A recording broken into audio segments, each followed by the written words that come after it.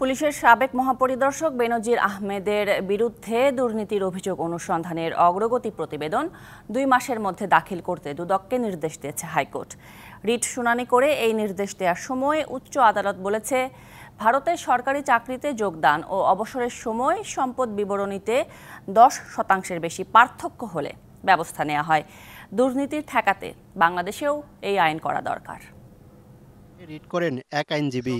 পুলিশের সাবেক পরিদর্শক বেনজির আহমেদ ও তার পরিবারের বিরুদ্ধে দুর্নীতির অভিযোগ নিয়ে প্রতিবেদন প্রকাশ করে একটি দৈনিক। এর পরিপ্রেক্ষিতে সোমবার অভিযোগ অনুসন্ধানের সিদ্ধান্ত নেয় দুদক। একই দিনে তদন্ত চেয়ে হাইকোর্টে রিট করেন এক আইনজীবী। মঙ্গলবার রিটের শুনানি হয় বিচারপতি মোহাম্মদ নজরুল ইসলাম তালুকদার ও বিচারপতি কাজী ইবাদত হোসেনের হাইকোর্ট বেঞ্চে।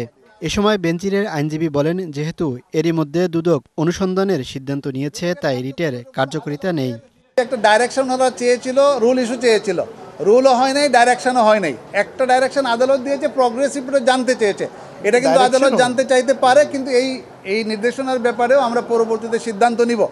তবে বেনজিরের আইনজীবীর যুক্তি গ্রহণ না করে দুদককে 2 মাসের মধ্যে দুর্নীতি অনুসন্ধানের অগ্রগতি প্রতিবেদন জমা দিতে বলে হাইকোর্ট।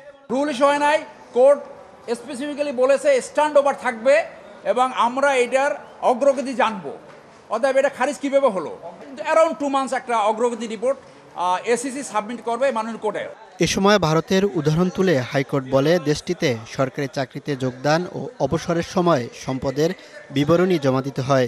তাতে 10% বেশি পার্থক্য হলে ব্যবস্থা নেওয়া হয়।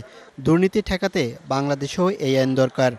আমরা এটা নিউট্রাল বলি না, আমরা বলছি আমাদের সরকার দুর্নীতির বিরুদ্ধে জিরো টলারেন্স। সুতরাং কোনো অভিযোগ আসলে সেটা অবশ্যই ইনকোয়ারি তদন্ত হতে পারে।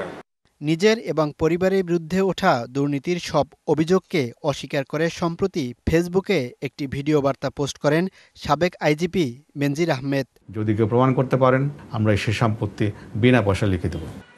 Mohaiminul Khan Apu, DBC news, Dhaka.